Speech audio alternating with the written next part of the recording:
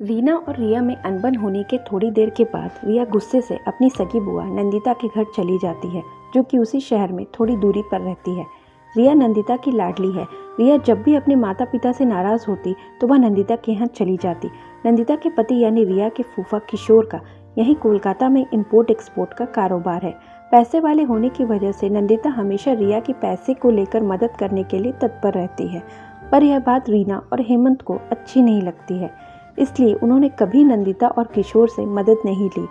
रिया की फुफेरी बहन सुगंधा रिया की हम उम्र है, पर वह स्वभाव से थोड़ी घमंडी है और वह हमेशा अपनी महंगी चीज़ों को लेकर रिया को नीचा दिखाने की कोशिश करती रहती है और अपनी बेटी के इस स्वभाव से नंदिता भली भांति परिचित है।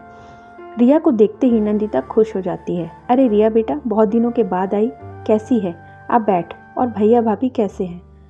सब ठीक है बुआ, रिया मुस्कुराते हुए अपनी बुआ से कहती है।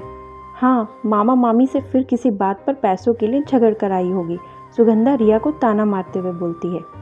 सुगंधा ऐसे क्यों बोल रही है बेटा? ठीक से बात कर रिया से, कितने दिनों बाद आई है, नंदिता सुगंधा की बात काटते हुए बोलती है।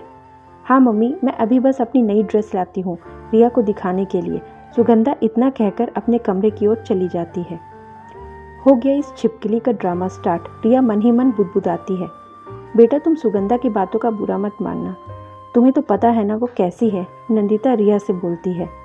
अरे नहीं बुआ, रिया मुस्कुराती हुई नंदिता से बोलती है। तब तक सुगंधा अपनी ड्रेस लेकर बाहर आती है ताकि वो रिया को जला सके। ये देख रिया, पूरे 9,000 की है, खास तौर पर मैंने डिज़ाइन करवाई है, पता कैसी है? पर सुगंधा, ऐसे ही हूबहू ड्रेस मैंने यहीं पास के किसी लोकल बाजार में देखी थी, केवल 700 रुपये में, रिया सुगंधा की ड्रेस देखकर चौंकती हुई बोलती है। रिया भी सुगंधा की खरी खोटी सुनने वालों में से कहाँ थी, वह तो अपनी बुआ के कारण चुप रह जाती, पर अपनी बेइज्जती का बदला लेना उसे भी खूब आता है। इधर नंदिता रिया और सुगंधा का ड्रामा देखकर मुस्कुरा रही थी। ऐसा कोई पहली बार न हुआ था कि रिया और सुगंधा मिले हों और कोई ड्रामा न हुआ हो। रिया पागल है क्या तू? तुझे यह ड्रेस केवल 700 की लग रही है, सुगंधा मुंह ऐंठ कर रिया से बोलती है। अच्छा बस हो गया सुगंधा, तूने दिखा ली ना अपनी ड्रेस रिया को, अब बस कर। ड्रेस कितने की भी हो क्या फ़र्क पड़ता है, जा अपनी ड्रेस अंदर रख दे, नंदिता अपनी बेटी को समझाते हुए बोलती है। सुगंधा बिना कुछ बोले मुंह बनाते हुए अपनी ड्रेस लेकर अंदर चली जाती है। अच्छा बेटा ये बता, तू क्या खाएगी? मैंने आज तेरी फेवरेट मंचूरियन बनाई है, रिया अपनी भतीजी से पूछती है। अरे वाह मंचूरियन, जल्दी दे दो बुआ, मुझे जोर की भूख लगी है, यह चहकती हुई अपनी बुआ से बोलती है। तू बैठ, मैं बस अभी लाई। नंदिता इतना कहकर रसोई में चली जाती है। रिया डाइनिंग टेबल पर बैठकर खाना खा रही थी और नंदिता वहीं उसके बगल वाली कुर्सी में बैठी थी। तभी नंदिता बात बात में यह जानने की कोशिश करती है कि क्या रिया अपने माता पिता से नाराज़ होकर उसके घर आई है। रिया एक बात तो बता, क्या तू अपने मम्मी पापा से नाराज़ होकर आई है? रिया खाना खाते खाते रुक जाती है और बोलती है। हाँ बुआ, आप तो जानती है ना कि मम्मी पापा को मेरी सारी बातें फिजूल की लगती हैं और उनके पास उन ज़रूरतों को पूरा करने के लिए कभी पैसे नहीं होते। मैं फ़ैशन डिज़ाइनिंग करना चाहती हूँ, पर मम्मी पापा के पास मेरे एडमिशन के लिए पैसे नहीं हैं। अरे तू इतनी सी बात पर नाराज़ क्या होना, तेरे एडमिशन के लिए मैं मदद कर देती हूँ, नंदिता कहती है।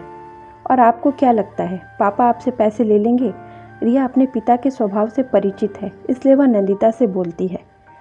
नंदिता रिया की बातों से सहमत होकर चिंता जताती है। हाँ बेटा, तू कह तो सही रही है, पर देख यह तेरे एडमिशन की बात है, हो सकता है भैया भाभी राज़ी हो जाएं। मुझे नहीं लगता बुआ, रिया अपना खाना खत्म कर हाथ धोते वक्त कहती है। फिर भी रिया, एक बार कोशिश करने में क्या हर्ज है, मैं बात करूँगी ना, नंदिता अपनी भतीजी को दिलासा देते हुए कहती है। ठीक है बुआ, आप भी कोशिश कर लो, अब मैं चलती हूँ बुआ, शाम होने को आई। रिया अपनी बुआ के घर से जाने की इजाज़त लेती है।